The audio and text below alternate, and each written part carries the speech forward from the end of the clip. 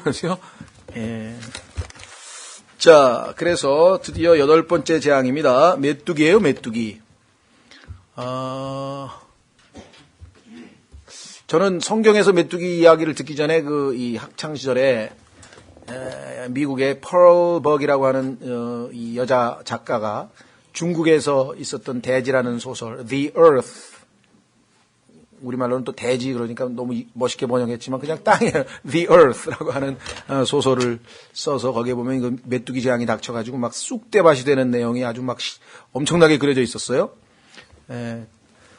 그러니까 성경에 보니까 이미 그것도 해 아래 새 것은 없다고 성경에 이미 기록되어 있었던 내용인데 오늘 한번 메뚜기 재앙으로 가보겠습니다.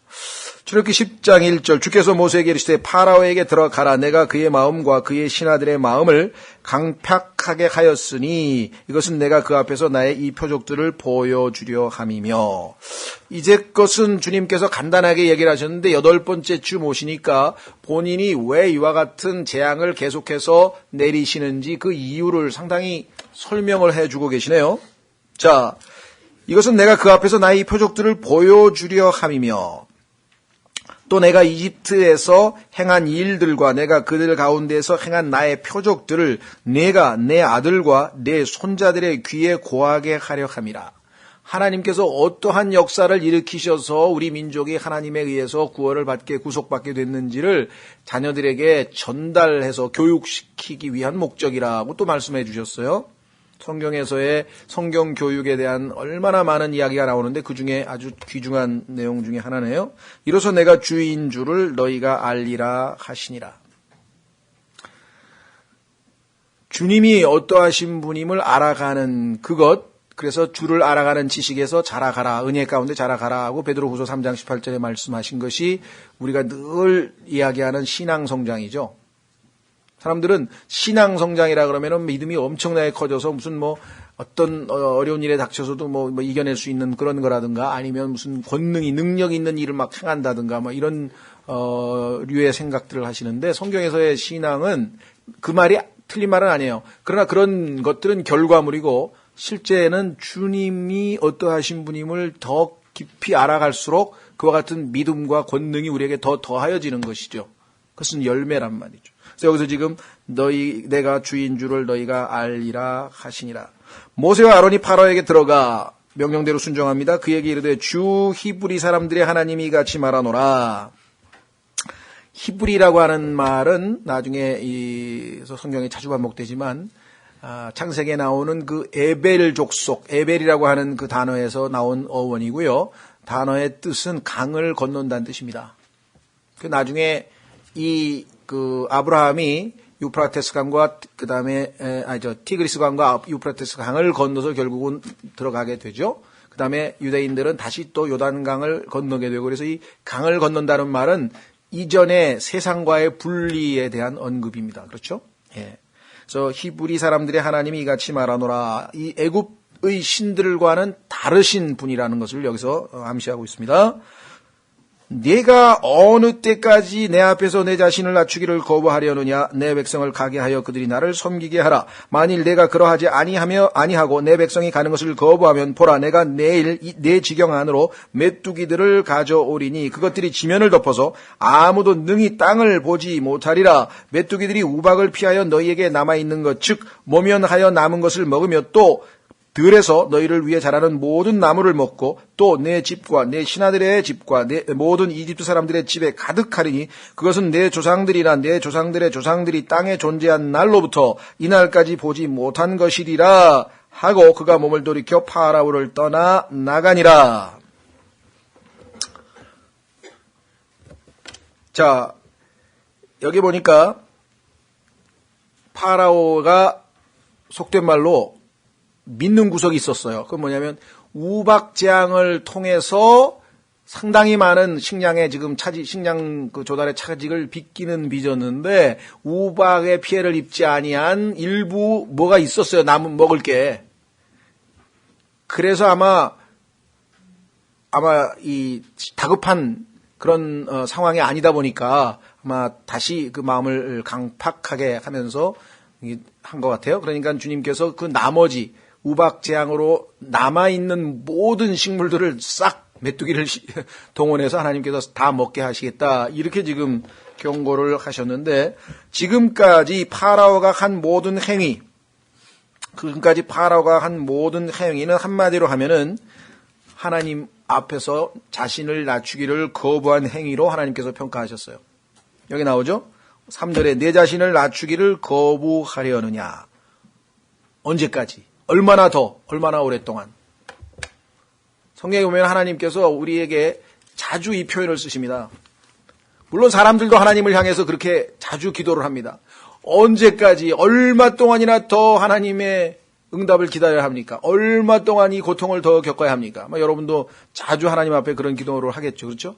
얼마 동안 더 기다려야 우리 아버지를 구원해 주시겠습니까? 얼마 동안 더 기다려야 저 형제가 나를 덜 괴롭히겠습니까? 등등. 얼마 동안, 어찌하여, 언제까지, 이런 기도가 얼마나 많이 하나님 앞에 올라가겠어요?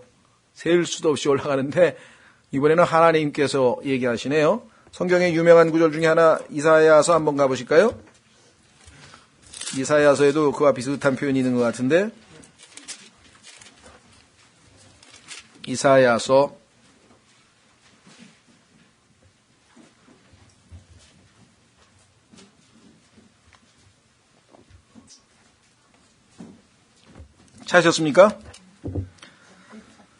1장, 이사야서 1장에 보시면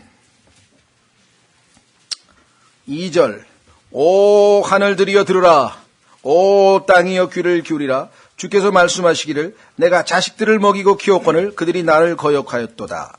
그리스도인들에게도 영적으로 그대로 적용하실 수 있습니다. 소도 자기 주인을 알며 나귀도 자기 주인의 구유를 알건만은 이스라엘은 알지 못하며 내 백성은 깊이 생각하지 못하는도다 하셨도다. 아, 죄 많은 민족이요 불법을 짊어진 백성이요 악을 행하는 자들의 시요 부패시키는 자식들이로다. 그들이 주를 버리고 이스라엘의 거룩하신 이의 분노를 일으키며 뒤로 갔도다. 우리는 신앙생활하면서 뒤로 물러난 적이 어디 한두 번인가요? 셀 수도 없이 뒤로 물러났죠? 어찌하여 너희가 어찌하여 더 많이 맞으려 하느냐? 너희가 더욱더 반역하려 하는도다. 온 머리는 병들었고 온 마음은 기진하였으며 발바닥에서부터 머리까지 그 안에 성한 곳이 없이 상처와 멍과 골문 종기뿐이거늘 그것들을 꿰매고 싸매고 향유를 발라 아픔을 달래지 못하였도다. 너희의 나라는 황폐하게 되고 너희의 도시들은 불에 탔으며 너희의 땅은 너희 앞에서 낯선 자들이 삼킴에 낯선 자들이 뒤엎은 것 같이 황폐하게 되었고 시온에 따른 포도원의 원두막같이 오이밭의 오두막같이 포위당한 도시같이 남게 되었도다. 만군의 주께서 우리를 위하여 아주 소수의 남은 자를 남겨두지 아니하셨더라면 우리가 소돔같이 되고 고모라같이 되었으리라. 아까 출애굽기에서는요, 세상의 신이라고 불리우는 소위 말하면 파라오에게 하신 말씀인 것뿐이지만 사실은 하나님께서는 자신의 백성, 주님의 몸된 교회, 여러분과 저 하나님의 자녀들에게도 얼마나 이와 비슷한, 네가 아직도 여전히 그리 교만하여 나를 의지하지 아니하고 네 멋대로 신앙생활을 하느냐? 이런 음성이 얼마나 자주 우리에게 들리겠는가 한번 생각해 보십시오. 우리가 얼마나 경솔하게 하나님 앞에 두려움과 떨림으로 주님을 섬기라고 얘기를 했는데 그렇게 살고 있는가 한번 생각해 보십시오. 우리가 워낙 하나님의 말씀에 익숙하고 워낙 하나님에 대해서 우리가 오랫동안 알아오다 보니까 때로는 하나님을 대하는 데 있어서 세상 사람들이 대하는 것보다 더 쉽게 대하는 수가 있죠. 그렇죠? 우리 부모 자식 간에도 그렇잖아요. 우리 옛날 이조 시대에 보면은 부모 자식 간에도 아주 격식을 갖춰서 다 갖출 거 갖추고 다 그런 뭐가 있는가 하면은 오늘날은 보면은 뭐 정말 지켜야 될 선이 없어요. 선이 그냥 그런 것들이 얼마든지 있을 수 있습니다. 자, 우리가 하나님에 대해서도 성경에 보면은 정말 아버지라고 부를 수 있는 그러한 친밀하신 분인 동시에 주께는 두려운 위험이 있으신 분이라고 성경에 말씀을 하셨어요.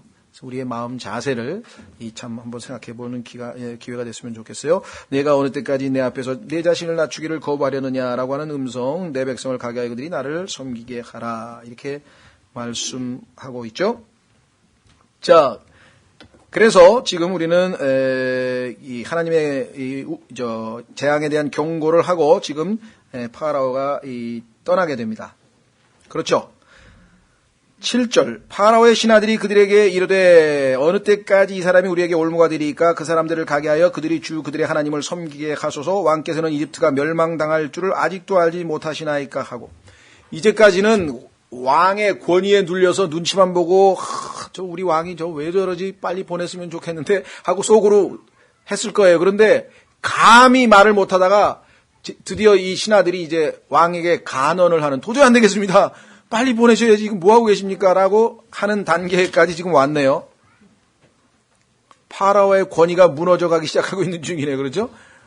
감히 이제 이 말을 꺼내지도 못했던 자들이 이제 드디어 상황이 급변해서 안 되겠습니다. 제발 좀 보내야 되겠습니다. 자, 여기에 대해서 뭐라고 얘기하나 보세요. 8절에 파라오가 아주 교묘하게 또 타협을 요구합니다. 모세와 아론을 파라오에게 다시 데려오매 그가 그들에게 이르되 자 뭐라고 했나 보십시오. 가서 주 너희 하나님을 섬기라. 항상 뒤에 뭐가 붙어요. 사탄은 딱 끝나는 게 아니라 그 다음에 그냥 보내면 아까우니까 뭐라고 얘기하냐면 그런데 갈 자들은 누구냐? 다 가는 건 아니겠지 뭐 이러면서 한번 딱 얘기를 해야 돼.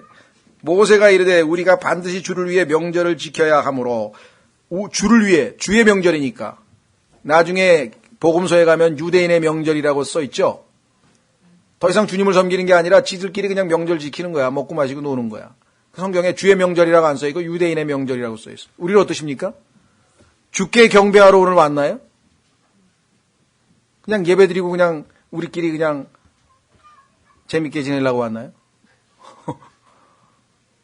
주께 경배하는 거죠, 우리는. 그렇죠? 찬송도 주께 찬송하는 거. 멜로디가 내 마음에 들어서 기분이 좀 좋아지려고 찬송하는 거 아닙니다. 그 가사 속에 들어있는 내용을 입으로 우리가 고백해서 주님을 드높여 드리려고 하는 것이지. 그렇죠? 그런데 모르는 일은 아니에요. 다 알지만 어쩌다 보면 우리가 의식을 놓치고 그냥 매너리즘에 빠져서 기계처럼 그냥 일요일에 와서 예배 드리고 찬송 드리고 헌금하고 됐지 이렇게. 그럼 살아있는 주님과의 교제는 전혀 안 이루어지고 형식적인 종교 생활로 끝나는 경우가 의외로 많습니다. 의외로. 그래서 어느 날 보면 주님이 너 지금 뭐 하냐? 에? 그렇죠. 그런 의식이 갑자기 탁 이거 아니구나 하고 하나님 앞에 그 임재를 느끼는 순간 딱 무릎 꿇고 주여 제가 마음을 다해 영과 진리로 주께 경배하지 못하고 예배 왔으니까 오늘 재밌게 지냈네 오늘 즐거웠어 이건 아니잖아요. 자, 우리가 가되 우리의 젊은이와 늙은이와 야들 딸과 양떼와 소떼와 함께 가겠나이다 하매 얼마나 정확하게 답변했어요. 누가 가는 건데? 이렇게 물어보니까 다 간다 그랬어. 10절 그가 그들에게 이르되 내가 너희와 너희의 어린 것들을 보낼 때에 주가 너희와 함께 할지니라 그 일을 조심하라 너희 앞에 악이 있느니라. 요거는요 약간의 협박이에요. 그러니까 뭐냐면 좋다 이거야. 가긴 가는데 말이야 하나님 주가 너와 함께 할지니라. 이게 축복의 얘기로 한 게 아니라 마치 하나님께서 너희를 지켜보고 감시하는 것처럼 그런 식으로 지금 들리게 만드는 거예요. 그렇죠? 여러분 어떠세요? 라반과 야곱이 계약을 체결할 때도 마찬가지예요. 주께서 함께 하시기를 원하노라. 그 얘기가 하나님께서 우리를 돌보시고 이렇게 좋은 뜻으로 한 게 아니라 너 나쁜 짓 할 때 하나님이 다 보고 계셔. 너 감시하고 계셔. 이런 뉘앙스로 얘기하는 거예요. 그렇죠? 여러분도 그런 이중 언어를 쓰시지 않으세요? 형제님 주께서 함께 하시기를 원해요. 속으로는 나쁜 짓 하면 다 보셔. 이렇게 하는 분도 있어요. 자, 어쨌거나 여기 지금 주와 너희와 함께 할지나 그 일을 조심하라. 야, 너 그 먼 데까지 3일 동안 그 광야길을 가면서 애들 신발 다 닳고 목마르다 그러고 찡얼찡얼대고 그러는데 그렇게 꼭 데리고 가야 되겠냐 하면서 뭐라 그랬습니까? 너희 앞에 악이 있느니라. 너 사고 터질지도 몰라. 가다가 애들 없어질지도 모르고 뱀이 물었을 수도 이래가지고 지금 은연중에 타협을 요구하면서 협박하는 거예요. 마귀가 우리에게도 신앙생활하면서 많은 경우 너 주일날 쉬고 다른 사람 다 장사하는데 너 그럼 뭐 매출이 되겠냐? 이럴 수도 있고요. 그렇죠? 남들은 다 공부하는데 너는 시간 내서 성경 읽고 뭐 기도하고 그러면 그래가지고 고시는 시간 투자에 비례한다는데 되겠어? 이렇게 얘기할 수도 있고요. 그런데 믿음으로 하나님의 왕국과 그의 의를 먼저 구한 경우는 단 한 번의 실패도 없이 다 하나님께서 보상하셨습니다. 믿음으로. 네. 어떤 형제는 사시 공부하면서 공부 시간은 줄었지만 효과는 2배가 났어요. 10시간 공부해서 그렇죠? 책 한 권을 띄었는데 5시간 공부해서 책 한 권을 띄었다. 그리고 5시간을 형제들과 기도하고 찬송하고 예를 들면 하나님을 섬겼다. 예? 그런 경우가 얼마든지 있을 수 있어요. 주님께서 우리에게 얼마든지 보상하시게 될 겁니다. 자, 그 다음에 이제 11절 그리할 수 없나니 벌써 딱 그러잖아요. 탁 넘겨짚잖아요. 그러지 마. 애는 놓고 가. 남자끼리만 가. 어른끼리만 가. 이제 너희 남자들만 가서 주를 섬기라. 그것을 너희가 구하였는. 너희가 진짜 원하는 건 그거잖아. 하니라 이에 그들이 바로 앞에서 쫓겨나니라. 그러나 하나님께서는 바로의 마음을 다 아시기 때문에 뜻을 세우셨으니 집행하고 계시죠. 12절 주께서 모세에게 이르시되 내 손을 이집트 땅에 내밀어 메뚜기들을 데려오고 그것들이 이집트 땅에 올라오게 하여 그 땅의 모든 채소 곧 우박이 남겨놓은 모든 것을 먹게 하라 하시니라. 모세가 이집트 땅 위로 자기 막대기를 내밀매 주께서 그 땅에 동풍을 가져오사. 성경에서 하나님께서 사용하시는 동풍이 있는데요. 물론 지역적인 의미도 있지만은 동풍은 성경에서 항상 하나님의 심판과 연관되어 있죠. 그 온 낮과 그 온 밤에 불게 하시니 아침이 되어 동풍이 메뚜기들을 몰아오매 메뚜기들이 이집트 온 땅에 이르러 이집트의 온 지경 내에 머물며 그들을 심히 괴롭게 하였더라. 그런 메뚜기들은 그것들 전에도 없었고 그것들 후에도 없을 그런 것이더라. 메뚜기들이 온 지면을 덮으며 땅이 어둡게 되었더라. 얼마나 메뚜기가 그냥 싹 해주면 하늘이 안 보였습니까? 여러분들 상상해 가세요? 우리도 가끔 가다가 왜 철새 땐가 그냥 한 번 쫙 지나가면 어떨 때는 막 하늘이 가려질 정도로 막 새까맣게 수십만 마리가 지나갈 때가 있잖아요. 그런데 이거는 뭐 수천만 마리인지 수억만 마리인지 모르겠는데 하여간 싹 덮어 하늘이 안 보여요. 어두워졌다 그래서. 메뚜기가 얼마나 많은지. 자, 어둡게 되었더라. 이제 21절에 가면은 진짜 어둠이 또 닥쳐요. 하나님께서 참 이 단계별로 어둠을 맛보게 해주고 진짜 이제 어둠이 옵니다. 또 그것들이 그 땅의 모든 채소와 우박이 남겨놓은 나무들의 모든 열매를 먹었으므로 이집트 온 땅에 있던 나무나 들의 채소 중에서 푸른 것은 하나도 남지 아니하였더라. 요거를 믿고 우박이 왔어도 아직도 먹을 게 있다고 딱 아주 나름대로 계산하고 있었는데 하나님께서 그 속마음을 다 아시니까 딱 제거하니까 그야말로 이런 표현을 여기서 써도 되는지 모르겠는데 뭐가 탄다 그러죠? 그런 표현이 가능하면 이런 데서는 안 쓰려고 그러는 그냥 이제 당황한 거예요. 급박해져서 이제 안 되겠다. 빨리 불러오라 그래. 빨리 오라. 모세 불러오라고 지금. 예? 자, 그래서 결국은 16절에 이에 파라오가 모세와 아론을 급히 불러 이르되 내가 주 너희 하나님과 너희에게 죄를 지었으니. 넘어가면 안 됩니다. 이게 진짜 회개가 아니에요. 좀 찾아보겠습니다. 그런즉 이제 원하건대 내 죄를 한 번만 용서하고 진짜 회개하고 하나님 품으로 돌아가서 하나님을 믿고 따르겠다가 아니라 지금 이 괴로움을 한 번만 제발 봐줘. 넘어가게 해줘. 대부분의 그리스도인들도 이렇게 기도합니다. 뭔가 어려움이 딱 닥치면요. 하나님 이것만 넘어가게 해주세요. 넘어가면서 상황이 호전되면 언제 그런 일이 있었지 나한테? 그리고 원점으로 다시 돌아가. 그런 경우가 허다하죠. 오늘 오전에도 뭐 기도에 대한 얘기 들어보니까 거의 자기의 괴로움을 제거해서 빨리 없애달라는 기도야. 하나님이 들어주시면 그 다음에 뭔가 변화돼서 주님에 대해서 그게 아니라 조금 있으면은 조금 흉내내다가 다시 원점으로 또 돌아가. 용철 튀듯이 계속 그래요. 얼마나 우리가 자주 그런지 몰라요. 자, 그래서 파라오도 어떻게 했는 거 아니? 주 너희 하나님께 간구하여. 이쯤 되면 이제 하나님, 나의 하나님이 되옵소서 이렇게 안 나오는데 아직도 너희 하나님이야. 나의 하나님은 아직은 아니야. 그런 상황이죠? 너희 하나님. 혹시 여러분들 중에 아주 위기에 닥쳐가지고 혹시 나 도와줄 사람 가만 있어봐. 저 친구 기도하면 응답도 잘 받는다는데 나 지금 급한 일이 생겼는데 나 좀 위해서 기도해 줄 수 없냐? 그런 세상 친구들 혹시 없나요? 세상 친구들 중에요. 급하면 그리스도인 친구 찾아가가지고 기도해달라 그런 사람이 있다니까. 믿겠다는 게 아니라 이거 해결해달라는 거예요. 문제 해결을 해달라는 거예요. 여기 똑같잖아요. 그런 사람들 있어요. 기도 부탁한데 뭔 기도 부탁? 예수님 믿을 거야? 그러니까 그건 아니지만 이거 너희 능력 있잖아. 세잖아 너 기도. 우리 해줄 수는 있죠. 긍휼히 여겨달라. 근데 그게 무슨 의미가 있냐고 한순간 넘어가면 여기도 그렇잖아요. 이 죽음만은 내게서 떠나게 하라 함으로. 자, 고린도후서 7장으로 가면요. 이거는 성경에서 말하는 의미에서의 진정한 회개가 아닙니다. 고린도후서에 가면은요. 회개에 대해서 이와 같이 비슷한 회개에 비슷한 한 사람 또 하나 있죠. 마태복음 27장에 가룟 유다 있었죠. 내가 죄를 지었다라고 고백을 했는데 진정으로 회개하고 주님 품으로 돌아간 건 아니고 가만히 있어봐. 내가 그래도 상당히 신앙에 관한 한 괜찮은 사람이었는데 어쩌다가 이런 실수를 했을까 하고 목매서 죽었어요. 그건 자기 의에 목매서 죽은 거야. 그렇죠?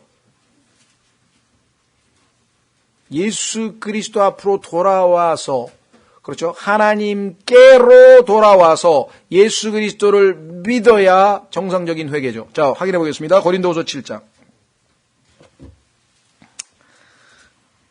고린도 교회 사람들이 엄청나게 하나님 앞에 참 많은 죄를 짓고 바울의 속을 타게 했는데 바울이 하나님의 뜻에 따라 강력하게 편지를 썼습니다. 그 편지에 대해서 이제 그들이 회개하는 내용이 들려왔어요. 그래서 이렇게 얘기를 했네요. 고린도후서 7장 8절.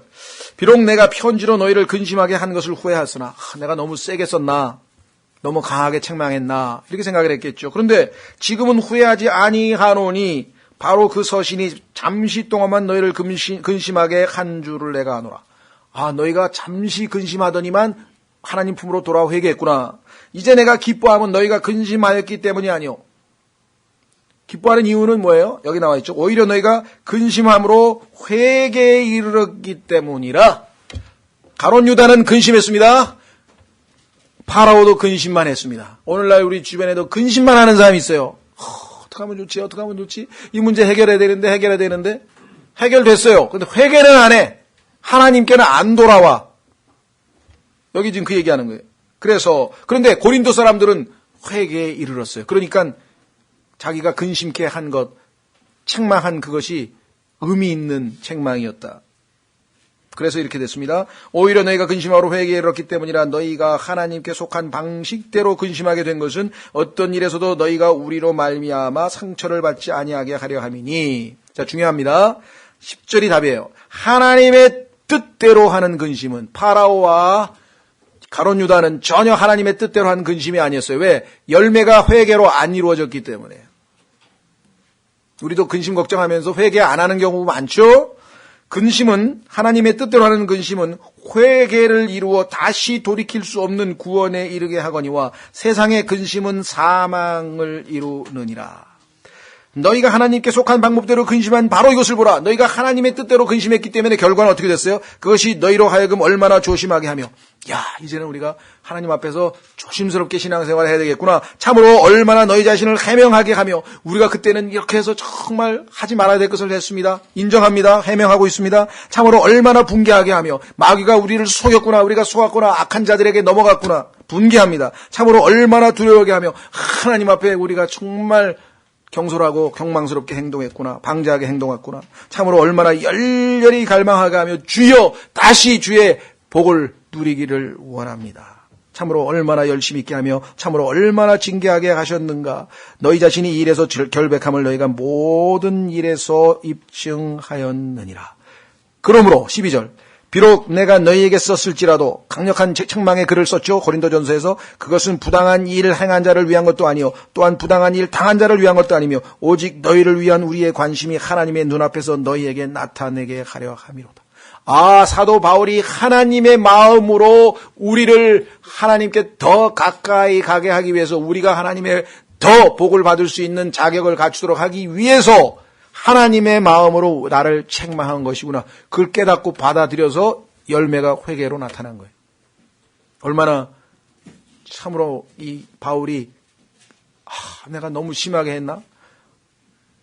고린도전서 강력한 그 하나님의 경고의 메시지가 막 전파되니까 내가 형제들에게 너무 심하게 하지 않았나? 이런 걱정을 했겠죠. 자, 그래서 성경에 보면은 진정한 회개가 거짓 근심과 회개와는 다르다는 것을 알 수가 있는데, 파라오의 발언에서 쉽게 우리가 이해할 수 있죠. 이번 한 번만, 이번 죽음만 우리 하나님 말고 너희 하나님이 어떻게 좀 해주시면 안 되겠냐? 이게 벌써 딱 읽으면서 이게 축복을 받을 만한 기도가 아니죠. 이건 당연히. 자, 그런데도 불구하고 하나님은 또 도와주셨네요. 자, 파라오 때문에 도와주신 게 아니라 하나님의 자녀가 기도했죠. 18절, 그가 파라오를 떠나 나아가서 주께 간구하며 주께서 강하고 강력한 서풍을 일으키시니 그것이 메뚜기들을 가져다가 홍해에 던져 넣음에 이집트의 온 지경 내에 메뚜기가 하나도 남지 아니하니라. 그러나 주께서 파라오의 마음을 강팍하게 하셨으므로 그가 이스라엘 자손을 가게 하지 아니하였더라. 아직 2개가 더 남았습니다. 하나님의 뜻을 이루시기 위해서는 2가지가 더 남아 있습니다. 자, 21절서부터 9번째 재앙을 보겠습니다. 어둠. 이 세상에 있는 모든 인간 중에 어둠을 좋아하는 사람은 없습니다. 깜깜하면요 벌써 공포가 밀려오고, 어떤 사람은 막 얼굴이 창백해지고, 그래서 어떤 사람 그 어두운 데 못 들어가는 사람 있죠. 동굴 같은 데 못 들어가는 사람이 있어요. 그걸 너무 싫어해가지고. 제가 알기로는 밤에 불도 못 끄고 자는 사람도 있던데, 어둠을 너무나 싫어해서, 빛 대신 주님을 너무 사랑해서 그렇게 해서라도 뭐 들러붙여야지. 너무 왜 불을 못 끄고 주무시는 분도 있고요. 깜깜하면 그냥, 어렸을 때 다 기억나죠? 옛날에는 화장실이 저쪽에 바깥에 깜깜해서 무서워서 어디 가요? 못 갑니다. 네? 어둠 좋아하는 사람이 있어요? 네, 어둠은 다 두려워하고 싫어하죠. 자, 하나님께서 어둠인데 어떤 어둠인가 보십시오. 주께서 모세에게 이르시되 하늘을 향하여 네 손을 내밀어 이집트 땅이 어둠이 있게 하되. 어둠이 있게 하되. 어둠이 있게 하되. 성경에 보니까 어둠은 창세기 어디에 나옵니까? 1장 2절에 어둠은 기품의 표면 위에 있고, 창세기 1장 2절에 어둠서부터 시작해가지고 성경 마지막까지 어둠은요 항상 하나님의 심판의 수단이었어요. 창세기 1장 2절에 소위 말하는 갭 이론을 안 받아들이는 건 성경은 일관성 있게 볼 수 없는 사람이라는 거죠. 어둠은요 항상 하나님의 심판이었어요. 성경 어디에서도, 예수님의 십자가에 달리셨을 때도 낮 12시부터 오후 3시까지 어둠이, 왜? 하나님께서 우리를 대신해서 예수님을 심판하고 계신 거 아니에요? 그렇죠? 네. 일관성 있게 성경에서 어둠이 좋은 쪽으로 긍정적으로 나오는 경우는 단 한 번도 없습니다. 자, 어둠이 있게 하되 감촉으로 느낄 수 있는 어둠이 있게 하라 하시니, 이게 뭔 소리냐? 어떻게 어둠을 감촉으로 느낄 수 있을까요? 여러분 생각은 어떠세요? 예. 그래가지고 하여간 이거 가지고 또 과학자들이 한참 논쟁을 했는데, 뉴온? 뉴트리노? 내가 잘 모르겠어요. 이게 전자공학에 나오는 얘기인가 본데, 하여간 뉴온이라든가 뉴트리노라든가 그런 물질이 있어가지고, 소위 말하는 이 어둠이라는 물질이 있대요. 우주에. 그래서 어둠이 오면 느낄 수가 있대, 사람이. 그 과학자들이 무슨 잡지에다가 써놨다 그러더라고. 근데 저는 그런 거를 별로 안 좋아해서, 그런 거 좋아하시는 분도 열심히 읽더라고. 성경에 나오는 이게 맞는 거래, 과학적으로 막. 근데 저는 그냥 과학이 없어도 믿으니까, 그래서 그런지 별로 잘 안 따지는데, 이거 좋아하시는 분들은 한번 쳐보세요. 뉴트리노, 뉴원 뭐 해가지고, The Black Matter, 이 물질이라고 하는, 어둠이라고 하는 것이 왜 물질과 연관이 되어 있는지 과학자들이 밝혀놓은 거 보면은 이게 비과학적인 표현이 아니라고 과학자들이 스스로 주장하고 있다는 걸 알 수가 있을 거예요. 이런 거는 제가 많이 제공을 못 해드립니다. 자, 그러니까 뭐 관심 있는 분들은 오히려 제가 제공해드릴 수 있는 것은 성경에서 어두움은 어떤 방식으로 표현되고 있는가. 자, 첫 번째는 우리의 마인드, 생각, 이 어두움에 휩싸여 있는 경우가 있어요. 이것을 우리가 보통 정신적 암흑이라 그래요. mental darkness. 한번 확인해 보겠습니다. 요한복음 1장으로 가면요.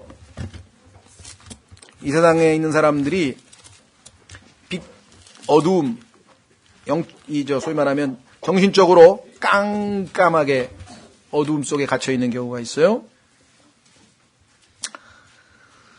요한복음 1장. 찾았습니까? 예. 쭉 보시면 처음에 말씀이 계셨고 말씀이 하나님과 함께 계셨으며 말씀이 하나님이셨더라. 바로 그분께서 처음에 하나님과 함께 계셨고 모든 것이 그분에 의해 만들어졌으니 만들어진 것 중에 그분 없이 만들어진 것은 하나도 없었더라. 그분 안에 생명이 있었으며 그 생명은 사람들의 빛이더라. 그 빛이 어둠 속에 빛이 돼 어둠이 그것을 깨닫지 못하더라. 멘탈, 정신적. 인간의 정신이 왜곡되어져서 비정상적이 되어져서 깨닫질 못해. 빛이 왔는데도 예수님이 누구신지를 판단을 못해. 그렇죠? 6절 하나님께서 보내신 사람이 있었는데 그의 이름은 요한이더라. 바로 그가 증언하러 왔으니 그것은 그 빛에 대하여. 빛이 굵은 글씨로 쓰여 있습니다. 왜? 라이트가 대문자로 되어 있어요. 예수 그리스도의 칭호입니다. 예수님이 대문자 빛이세요. 빛에 대하여 증언하여 모든 사람이 자기를 통해 믿게 하려 함이라. 예수님께서 어두움 가운데, 정신적인 어두움 가운데, 사상적인 어두움 가운데 임하셨죠. 그는 그 빛이 아니요. 요한은 빛이 아니지. 예수님이 빛이시지. 그 빛에 대하여 증언하도록 보내어진 자들아. 그 빛은 참 빛으로, 예수님은 참 빛으로 세상에 들어오는 모든 사람을 비추느니라. 양심을 다 비추어줬습니다. 다 비추어줬어요. 근데 어둠을 사랑하는 사람은 빛으로 나아오지 아니하였다. 이것을 우리가 정신적인 어두움이라고 할 수 있죠. 두 번째는 이것은 고린도후서 4장 한번 확인해 보겠습니다. 고린도후서 4장에도 보완 설명도 있습니다. 고린도후서 4장에 보면은 예수 그리스도의 복음의 빛이 임했는데 마귀가 사람들의 마인드, 생각을, 정신을 혼미케 해가지고 결국은 복음의 빛을 받아들이지 못하게 했다라고 했죠. 오늘날 사람들이 정신적 어두움 속에, 암흑 속에 갇혀 있다는 것을 여실히 보여주는 구절이 고린도후서 4장 4절입니다. 확인해 보겠습니다. 3절부터 만일 우리의 복음이 가려졌다면 그것은 잃어버린 자들에게 가려졌느니라. 그들 속에서, 자, 예수 그리스도를 아직 믿지 않고 구원받지 못한 사람들 속에서 이 세상의 신이 믿지 않는 자들의 마음을 가렸습니다. 이 마음이 아까 얘기했던 mental darkness 할 때 마인드예요, 마인드. 자, 그래서 그들의 마음을 가려 하나님의 형상이신 그리스도의 영광스러운 복음의 빛이 그들에게 비치지 못하게 하였느니라. 6절 빛에게 명령하사 어둠 속에서 빛을 비추게 하신 하나님께서 창세기 1장 3절 빛이 있으라. 창세기 1장 2절 어두움이 있었어요. 그 어둠 속에서 하나님께서 빛이 있으라 라고 하셨던 그 하나님께서 우리 마음에 빛을 비추사 예수 그리스도의 얼굴에 있는 하나님의 영광을 아는 빛을 주셨느니라. 오늘 아침에 설교에도 나왔죠. 빛이, 소경, 영적 소경이었던 우리에게 빛이 임하게 됐다. 자, 두 번째는요, 도덕적인 암흑 상태에 살고 있습니다. 사람들이. 확인해 보겠습니다. 요한복음 3장으로 가면 또 다른 차원의 암흑 세계 속에 사람들은 살고 있어요. 죄를 물 먹듯이, 밥 먹듯이 먹고 살았다고 성경에 표현했어요. 얼마나 죄를 잘 짓는지 물 마시듯이 밥 먹듯이 죄를 짓는다 그래서 사람들이. 도덕적인 무감각 상태에서 지금 하고 있죠. 우리 주변에서 벌어지는 일은 웬만한 거는 이제 양심도 작동을 안 해. 그래서 사진 찍어가지고 UCC인지 올려놓으면 전부 다 이상한 여자들 나오잖아요. 지하철에서 담배 피는 여자, 할머니 패는 여자. 할머니를 팼다 그랬더니 진짜 마이크가 나를 패네. 별 희한한 일들이 다 벌어지는데요. 도덕적으로 완전히 암흑시대에 지금 살고 있습니다. 그렇죠? 자, 요한복음 3장 19절. 정죄는 이것이니 곧 빛이 세상에 왔을 때 하나님께서 왜 심판을 하실 수밖에 없느냐? 빛이 곧 세상에 왔을 때 사람들이 자기 행위가 악함으로 빛보다 어두움을 더 사랑하는 것이니라. 이 세상이 도덕이 잘못되고 하는 것은요, 어둠 속에 살면서 실컷 어둠 속에서 온갖 비도덕적인 짓을 하다가 빛 대신 예수님이 딱 나타나니까 자기들의 양심에 더러운 게 다 드러날까봐 싹 숨어버린 거예요, 그냥. 마치 아담이 하나님이 서서히 산책하시는 걸 보면 다른 때 같으면 하나님 하고 반가워서 달려가서 교제를 나눴어야 되는데 어이구 나타나셨네 하고 그냥 무화과로 뭐 싹 가리고 그냥 어디로 날름 숨었잖아요. 빛이 나타나면 어두움은 숨어버리는. 여기 나와 있다. 그래서 20절 이는 악을 행하는 자마다 자기 행위를 책망받을까 염려하여 빛을 미워하고 또 빛으로 나오지 아니하기 때문이라. 그러나 진리를 행하는 자는 빛으로 나오나니 이것은 자기 행위와 또 그 행위가 하나님 안에서 이루어졌음을 나타내게 하려 함이라. 도덕적 어둠 있죠. 그 다음에 세 번째는 뭐냐면요, 판단력. 자, 확인해 보겠습니다. 요한복음 12장 요한복음 12장 30 몇 절인가요? 한번 확인해 보시면 또 다른 종류의 암흑이 있습니다.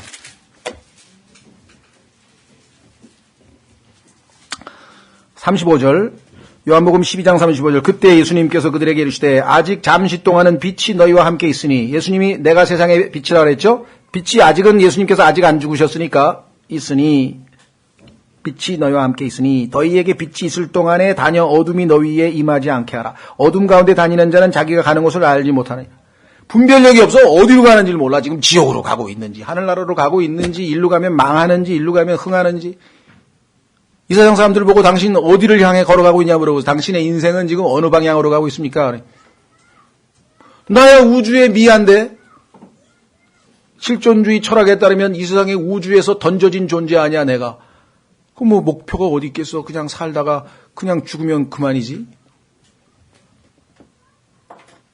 어디로 가는지 모르겠어. 분별력이 없대. 분별력이. 어둠인지 빛인지 옳은지 그런지 판단력이 없는 어두움. 그렇죠? 판단력의 판단력 암흑 상태라고 성경이 말씀하시죠. 예수님께서 36절 너희에게 빛이 있을 동안에 빛을 믿으라. 그리하면 너희가 빛의 자녀들이 되리라 하시니라. 우리는 믿고 빛의 자녀가 됐습니다. 에베소서 5장 8절에 예수님께서 이것들을 말씀하시고 나서 그들로부터 자신을 숨기시니라. 마지막 영원한 어둠이 있어요.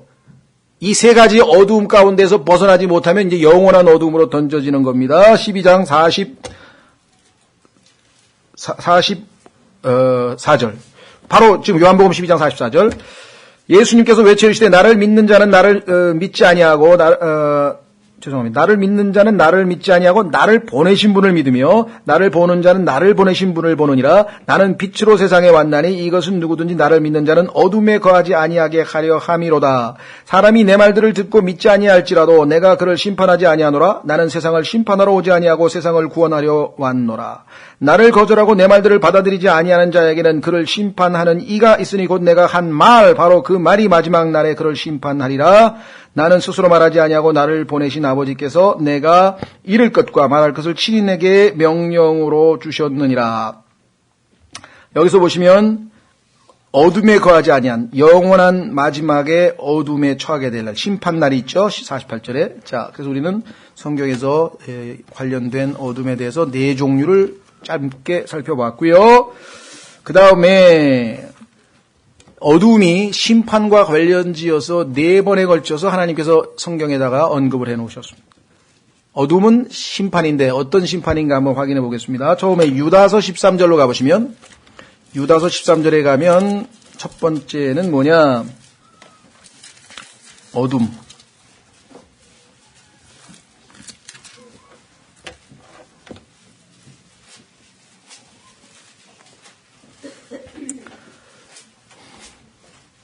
유다서 13절에 보면은요, 유다서 13절 찾았습니까? 예.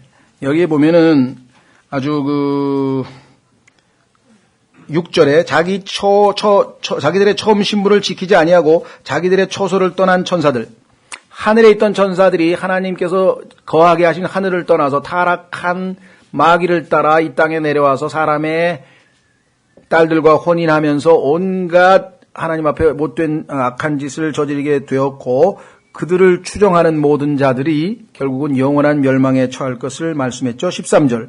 자기 수치의 거품을 뿜어내는 바다의 성난 물결이여 떠돌아다니는 별들이니 그들을 위해 캄캄한 어둠이 영원토록 예비되어 있느니라. 이 타락한 천사들과 그들의 추종자들에게 하나님께서 심판하셔서 영원한 심판이 있다고 말씀하셨죠. 두 번째는 이제 우리가 살펴보는 10장 22절 출애굽기 10장 22절에서 하나님께서 어둠으로 9번째 재앙을 가져오셨죠. 그 다음에 세 번째는 마태복음 27장에 예수 그리스도를 심판하십니다. 왜 그렇습니까? 하나님께서 예수 그리스도를 심판하신 이유는 고린도후서 5장 21절에 죄를 알지도 못하시는 분께서 죄가 되셨으니 온 우주에 살고 있던 모든 인간 저 한 사람의 죄를 개수로 세면 몇 개가 될 것 같습니까, 여러분들? 여러분이 지은 죄를 개수로 세어보셨어요? 생각, 느낌, 하나님과 어긋나게 행동했던 그 모든 것 다 제문. 제 생각엔 아마 1조는 넘지 않을까 싶은데 1조 개 정도의 죄. 그러면 곱하기 이 땅에 살았던 사람이 500억이다. 잘 모르지만 얼마나 많은 죄를 예수님 한 분의 몸 위에다 하나님께서 올려놓으셨을까요? 그래서 머리서부터 발끝까지 하나님이 보시니까 써있는 게 뭐야? 죄. 예수님의 이름이 죄야. 고린도후서 5장 21절에. 전 우주의 모든 죄를 예수님께서 짊어지고 가셨다고 성경에 말씀합니다. 생각해 보셨어요? 그 모든 죄를 예수님께서 짊어지고 가셨습니다. 네 번째 심판은 뭐냐? 계시록 16장 10절에 바벨론을 심판하실 때 하나님께서 어두움을 사용하시죠. 그래서 성경에 보면 네 번에 걸쳐서 어둠으로 심판하시는 하나님을 우리가 확인하게 됩니다. 이 어둠이라고 하는 주제는 성경 전체에서 빛과 어둠, 생명과 사망 다 같은 주제로 일관성 있게 나가고 있죠. 다시 돌아옵니다. 자, 그러면 이제 다시 돌아오셔서 22절 모세가 하늘을 향하여 자기 손을 내밀매 짙은 어둠이 사흘 동안 이집트 온 땅에 있었으므로 사흘 동안 낮밤을 해서 24 곱하기 3, 72시간이 캄캄해요. 놀랍게도 예수님께서는 사흘 낮밤을 캄캄한 지옥에 가셔서 여러분과 저를 대신해서 지내셨어요. 놀랍죠?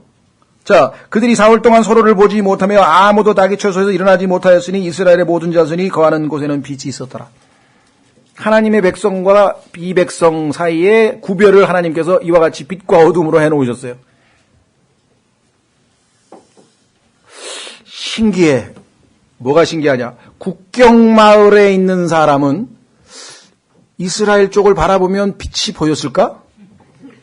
이집트 사람들 중에서. 성경에 따르면 아니에요. 그러니까 이집트 경계 아래 있는 사람은 교회를 아무리 다녀도 믿음의 요 경계선을 넘어서야 구원을 받은 거지. 이게 아니면은 근처에 왔다 갔다 해봐야 계속 깜깜한 거예요. 기적 중에 기적인 것 같아요. 그렇죠? 정확하게 이집트 땅에서부터는 완전 깜깜하고 여기서부터는 완전히 빛이 있고 환하고 전능하신 하나님의 솜씨 아니고는 정말 이해할 수 없죠. 자, 24절 파라오가 모세를 불러 이르되 너희는 가서 주를 섬기되 오직 너희의 양떼와 소떼는 두고 너희의 어린 것들은 또한 너희와 함께 갈지니라 하니. 이거 지난번에 살펴봤죠. 네 번째 타협에 좋다 얘기야. 어린애도 좋다 얘. 근데 재산은 좀 남겨놓고 가야지. 그것까지 다 들고 가면 어떡하냐. 예수 믿는 거 좋아. 뭐 헌금도 좋아. 근데 다 바치면 어떡하겠다는 거야 네가 지금. 예를 들면 모세가 이르되 우리가 주 우리 하나님께 희생물을 드리도록 왕이 반드시 우리에게 희생물과 번제 현물도 주셔야 할 터인즉 다 주셔야 됩니다. 왜?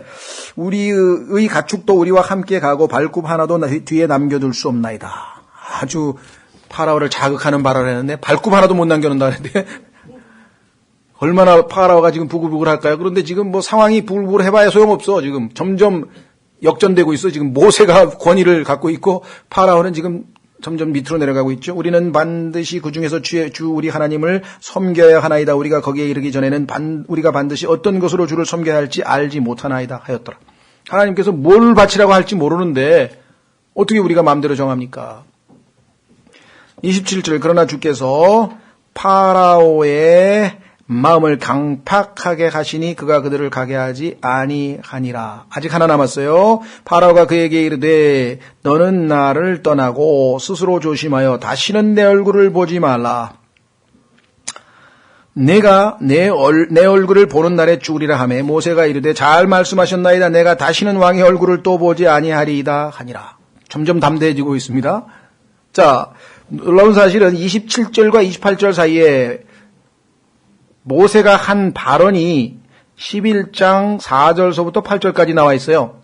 이거를 우리가 좀 보지 않으면 왜 갑자기 파라오가 갑자기 다시는 내 얼굴 보지 말라고 이렇게 했을까? 자, 4절에 보시면 11장 4절 모세가 이르되 주께서 이같이 말씀하시기를 자정이 될 무렵에 내가 이집트 한가운데로 들어가리니 경고 없이 들어갑니다. 이제 이집트의 땅에 처음 난 모든 것은 왕좌에 앉은 파라오의 처음 난 자로부터 맷돌 뒤에 있는 여종의 처음 난 자까지 죽고 짐승의 처음 난 모든 것도 죽으리라. 이집트 온 땅에 두루 큰 부르짖음이 있을 터인데 그와 같은 것은 전에도 없었고 앞으로도 다시는 없으리라. 그러나 이스라엘 자손을 향해서는 사람에게나 짐승에게나 개 한 마리도 자기 혀를 움직이지 아니하리니. 어떤 분이 설교하더라고요. 성경에서 발견한 가장 큰 기적은 그 당시에 개가 짖지 않았다는 사실이다. 뭐 이런 얘기. 그렇죠. 그 엄청난 상황에서 어떻게 개가 쫙 이름을 다물고 있었을까? 예? 하나님께서 뭐라고 말씀하셨어요? 짖지 마. 하나님 말씀하시니까 그대로. 그렇죠. 예. 그래서 개 한 마리도 혀를 움직이지 아니하리니 이로써 주가 이집 사람들과 이스라엘 사이에 구별을 두는 줄을 너희가 알리라 하시냐니 당신의 이 모든 신하가 내게 내려와 내게 절하며. 여기서 이제 열을 받은 거예요. 속된 말로. 왜? 당신 이제 조금 있으면 내 밑에 와서 무릎 꿇고 빌 거야. 파라오가 얼마나 자존심이 상했겠어요. 그렇죠? 보세요. 당신의 이 모든 신하가 내게 내려와 내게 절하며 이르기를 당신과 당신을 따르는 온 백성은 나가소서 제발 떠나소서 하고 이제 빌 텐데 한 뒤에야 비로소 내가 나가리이다 하고 그가 심히 분노하여 파라오를 떠나 나가니라. 파라오가 다시는 내 얼굴 볼 생각하지 말라고 지금 이제 얘기를 했는데 참 하나님께서 엄청나게 모세에게 아주 담대하게 말씀을 주셨던 것을 우리가 보게 되죠. 자, 1절서부터 다시 갑니다. 11장 1절 주께서 모세에게 이르시되 내가 여전히 한 가지 재앙을 파라오와 이집트 위에 더 내리니 그 뒤에 그가 너희를 여기에서 가게 하리라. 그가 너희를 가게 할 때는 반드시 여기에서 너희를 다 쫓아내리니. 하나님께서 정말 속된 말로 지긋지긋하다 제발 좀 떠나달라 이렇게 소리가 나올 때까지 하나님께서 몰고 가시는 거예요. 궁지를. 진작 떠내보냈으면은 이런 수치는 안 당했을 텐데 나중에 막 다급해서 제발 좀 떠나달라 그러고 하나님께서 그 참에 뭐라고 하는다 보세요. 하나님의 백성에게 축복을 주시는데요. 참 이게 하나님의 솜씨라고 해야 될까. 하여간 정말 놀라운 것 같아요. 어떻게 하나 보세요. 요렇게 위기의식이 발동해서 지금 만사가 다 귀찮아. 빨리 떠났으면 좋겠어. 그냥 이 사람들이 있으면 항상 자기들이 불안해. 그러니까 제발 떠났으면 좋겠는데 그 틈을 이용해서 2절 이제 백성의 귀에 고하여 각 남자가 자기 이웃에게 또 각 여자가 자기 이웃에게 금보석과 은보석을 빌리게 하라 하시니라. 알았어. 그러니까 금보석 네 집에 있는 금덩어리하고 은덩어리 다 줘. 그럼 내 떠날게. 그거 좀 빌려주면 안 되겠니? 그렇게 이집트 사람한테 얘기하려는 거야. 지금 금이 3일 동안 깜깜한데, 자, 물이 피가 됐죠. 그 다음에 개구리 때문에 시달렸죠. 뭐예요? 그 다음에 막, 이가 또 생겨가지고 시달렸죠. 팔이 시달렸죠. 메뚜기 시달렸죠. 우박 시달렸죠. 지금 이 와중에 무슨 금덩어리가 무슨 소용이고, 은덩어리가 무슨 소용이. 떠난다면 다 줄게. 하나님께서 이집트 사람들이 자발적으로 주게 만들어놨어요. 빌려간대, 왜 빌려갑니까? 나중에 또 하나님께서 이스라엘이 타락하니까 이스라엘의 속에 있는 성전에 있는 금고를 털어가지고 이집트 왕이 싹 되찾아가게 만들어놨어.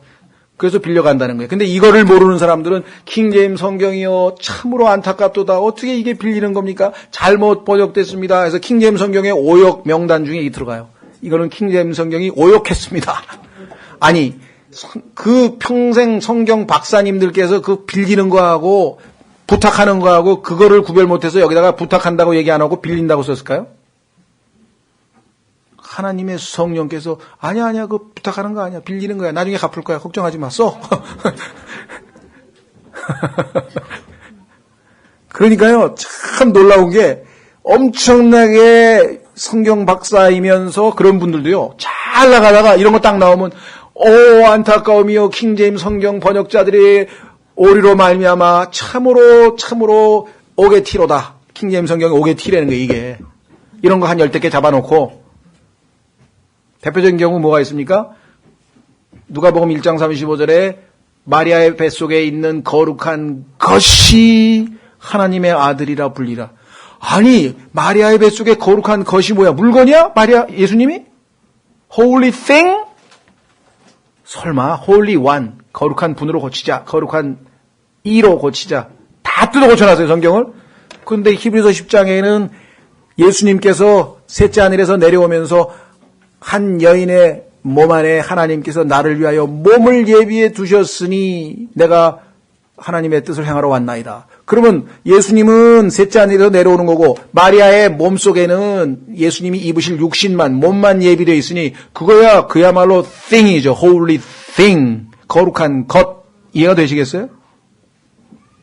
그 사람들이 성경을 모르고 전부 다 킹제임스 성경이 오류라고 써놓은 거 보면은 하나님의 손길인 것을 알 수 있어. 이런 것도 마찬가지.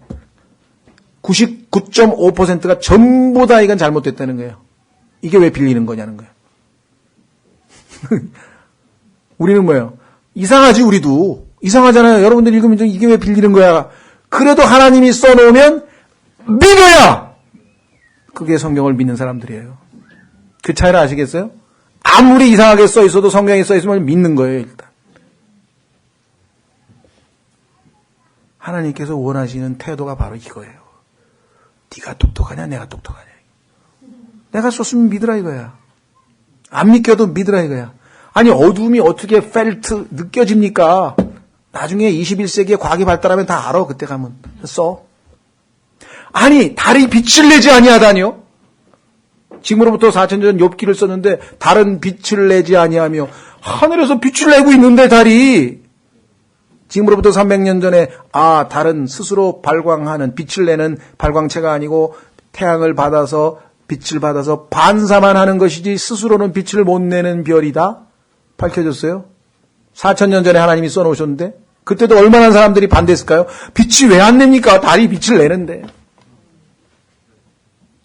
빛이 가는 길이요. 빛의 길이 있대. 빛이 입자라고 생각했을 때에는 길이 없어요. 그런데 얼마 있다 보니까 빛은 입자인 동시에 파동이야. 길이 다 있어. 빛이 가는 길이 있어 다. 성경에 하나님이 하신 말씀은요, 몇 개만 보면 무조건 믿는 거예요. 100% 완전한 성경을 하나 주셔서 무조건 믿게 하는 거예요. 자, 그 다음에 참 하나님께서 너무나 간단하게 이집트 사람들로부터, 그렇죠, 사람이 다 죽게 생겼는데 금은 무슨 소용이며 은은 무슨 소용이겠어요. 지금 다 줘버렸어. 빨리 가래. 그냥 다 싸줄 테니까. 예? 3절, 주께서 이집트 사람들의 눈앞에서 백성에게 호의를 베푸시고. 여러분이, 하나님께서 여러분 부자가 되게 하시려면요, 간단하게 부자 되게 하실 수 있어요. 부자가 되는 게 별로 유익하지 않기 때문에 지금 부자 안 시켜주는 건데, 그래도 부자가 되고 싶다고 원하시는 분들이 계신 것 같아. 먹을 것과 입을 것이 있으면 만족하라. 왜? 부자가 돼서 만족하는 것은 조금이었으면 없어져. 나로 말미암아 만족하면 영원한 만족이야. 원하는 게 뭐야? 부자야, 만족이야. 만족을 원하면 부자가 될 필요 없어. 나로 말미암아. 왜? I am richest. 내가 가장 부자니까. 가장 부자라고 성경에 써있잖아요, 예수님이. 예? 서울 시내 모든 도로가 다 투명한 순금이면 어떻게 됩니까? 여러분 생각 어떠세요? 서울 시내가 아니라 서울 시내에 100만 배 되는 엄청난 새 예루살렘, 그 전체가 다 길이 다 투명한 정금으로 되어 있어요. 불순물 단 하나도 없는 14K, 18K 그건 다 쓰레기통에 던져야 돼요. 그런 건 불순물이 있어서. 여러분 생각해 보셨어요? 그 여기서 왜 14K가 좋고 18K가 좋고 뭘 자꾸 손에다 꼽으려고 그러고 막 발로 무거운데 자기다 귀가 처질려고 그러고 왜 그래? 그럴 필요가 뭐가 있어요? 그죠? 아니 물론 아름답게 하기 위해서 필요도 하겠지만 너무 연연해하지 말아야 돼요. 연연해하지 말라. 하나님께서 하시려면 백성들이 이렇게 호의를 베푸셨습니다. 이거 나중에 어디다 쓰셨는 줄 아세요? 백성들이 너무 감사해서 저는 이런 거 가질 자격이 없습니다. 주의 성전 건축하는데 수없어서 하고 다 던져버렸어요. 물론 나중에 이제 금송아지 만들 때도 좀 몇 개 던져서 문제가 생겼지만 나중에 성전 만들 때 이거 다 갖다 바쳤어요. 자원하는 마음으로 성경에 보니까 호의를 하나님의 은혜가 너무 감격해서 또 이집트 땅에서 그 사람 모세를 파라오의 신하들의 눈앞과 백성의 눈앞에서 심히 위대한 자가 되게 하셨더라. 하나님 앞에서 위대한 자가 진짜 위대한 자죠. 히브리서 11장에 그 믿음의 영웅들의 명단을 한번 보십시오. 세상 사람들이 거기에서 아는 사람 몇 명 됩니까? 몇 명 안 되죠. 자, 모세가 이르되 주께서 이같이 말씀하시기를 자정이 될 즈음에 이건 제가 아까 읽었습니다. 쭉 해서 드디어 9절로 갑니다. 주께서 모세에게 이르시되 파라오가 너희 말에 귀를 기울이지 아니할 터이므로 이집트 땅에서 나의 이적들이 많이 있으리라 하시니라. 이건 요약이죠. 이제 지금까지의 모든 9가지 재앙의 요약을 하십니다. 모세와 아론이 모든 이적들을 파라오 앞에서 행하였으나 주께서 파라오의 마음을 강팍하게 하셨으므로 그가 이스라엘 자손을 자기 땅에서 나가게 하지 아니하였더라. 자, 그래서 오늘은 이제 드디어 이제 12장에 가서 본격적으로 성경 전체에서 가장 중요한 구절 중에 하나인, 그렇죠? 우리의 십자가에서 예수 그리스도께서 우리를 대신하여 하나님의 어린 양이 스스로 되셨던 그 사건을 명확하게 묘사하고 예표하고 있는 그 유명한 사건으로 우리가 다음 시간에 들어가서 공부를 하겠습니다. 다 같이 일어나시죠.